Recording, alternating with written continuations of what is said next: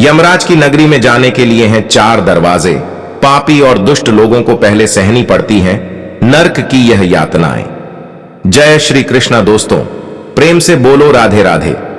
प्रिय दोस्तों, हमारा चैनल आप सभी मित्रों, भाई और बहनों का तहे दिल से स्वागत करता है। हमारे चैनल पर आपको मिलेगी 100% सही और सटीक जानकारी, इसलिए इसे सब्सक्राइब अवश्य कर लेना। तो चलिए शुरू करते हैं आज का महत्वपूर्ण वीडियो।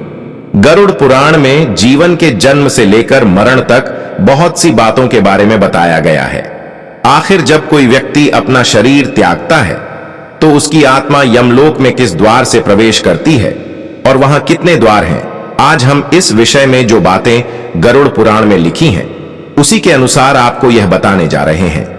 सनातन संस्कृति में वो सभी चीजों को महत्व दिया गया है जिससे मनुष्य का जीवन बेहतर बनाया जा सके। आज हम आपको गरुड़ पुराण के अनुसार मृत्यु के देवता यमराज के महल के प्रवेश द्वार के बारे में बताएंगे। दरअसल गरुड़ पुराण हिंदू धर्म के महत्वपूर्ण ग्रंथों में से एक है। इसमें जीवन के जन्म और मरण के चक्र, नरक लोक, स्वर्ग लोक और मनुष्यों के कर्मों के फल के बारे में सारांश से सब कुछ वर्णित है।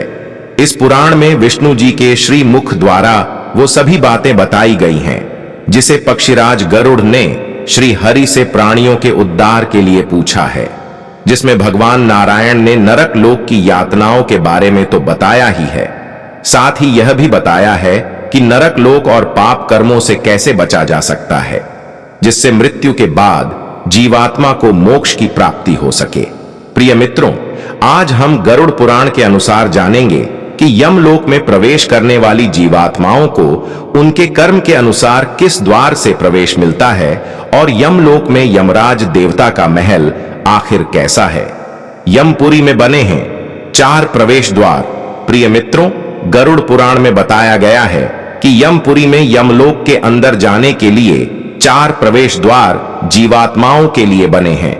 इंसान अपने जीवन काल में जैसा कर्म करता है उसे वैसा ही कर्म भोगना पड़ता है।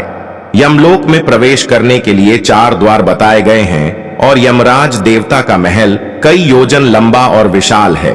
इन 4 द्वारों को जीवात्मा के कर्मों के अनुसार विभाजित किया गया है। पूर्व द्वार, यमलोक का पूर्व द्वार सिद्ध योगियों, महान तपस्वियों, अर्षियों, मुनियों और साधु संतों के लिए बना है। इस द्वार से यही पुण्य जीवात्माओं को प्रवेश मिलता है। जब यह जीवात्माएं यमपुरी पहुंचती हैं तो इनके लिए पूर्व का द्वार खुलता है। गरुड़ पुराण में बताया गया है कि यह द्वार कई प्रकार के रत्न, हीरे, जवाहरात एवं मोतियों से जड़ा हुआ है। इस द्वार पर गंधर्व, अप्सराएं एवं देवता इन पुण्य कर्म करने वाली जीवात्माओं के स्वागत हेतु खड़े रहते हैं। पुण्य जीवात्माओं जब इस द्वार से अंदर की ओर प्रवेश करती हैं तो सबसे पहले इन पर पुष्प वर्षा होती है। फिर चित्रगुप्त इनका अंदर आदर सत्कार करते हैं और इनको स्वर्ग का मार्ग प्रदान करते हैं।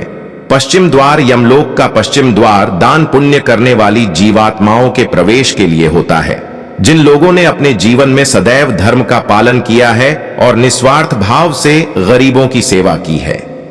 जिस इंसानों ने गाय की सेवा की है और जिसने तीर्थ यात्रा के दौरान अपने प्राण त्यागे हों या किसी तीर्थ स्थल पर उसके प्राण निकले हों, ऐसी जीवात्माओं को यमपुरी में पश्चिम द्वार से प्रवेश करना होता है। इस द्वार पर भी हीरे, जवाहरात, रत्न इत्यादि जड़े हुए हैं। उत्तर द्वार, जो लोग सत्य बोलते हैं, माता पिता की सेवा करते हैं, लोगों की हर संभव मदद करते हैं, जो लोग पशु पक्षियों की मदद करते हैं और जो लोग अपने से छोटे बच्चों से प्रेम करते हैं और बड़ों का सत्कार करते हैं, ऐसे लोगों को यमलोक के उत्तर द्वार से प्रवेश करना होता है। दक्षिण द्वार, यह द्वार सबसे कष्टकारी बताया गया है। इसका दृश्य बाकी द्वारों से बिल्कुल अलग होता है। यह द्वार उन जीवात्माओं के लिए होता है जिन्होंने जीवन में हमेशा पाप कर्म किए हैं, जो जीव मांस खाते हैं, मदिरा का सेवन करते हैं, अपने माता पिता को दुख देते हैं, जो लोग ईश्वर को नहीं मानते हैं, पति पत्नी को धोखा देते हैं और अन्य पाप कर्म करते हैं, इस तरह की जीवात्माओं को दक्षिण द्वार से प्रवेश करना होता है। इस द्वार तक पहुंचने से पहले ही जीवात्मा अनेक प्रकार की यातनाओं को झेलते हुए यमपुरी पहुंचती है। अनेक नरक के शहरों एवं वैतरणी नदी से कठिन यातनाओं को भोगते हुए वह यमलोक के द्वार में आने से पहले ही भयभीत हो जाती है। यह द्वार बहुत ही ज्यादा भयानक है। इस द्वार में घोर अंधकार है और इस द्वार में हर तरह के जंगली जानवर जीवात्माओं को दांतों से काटते हैं।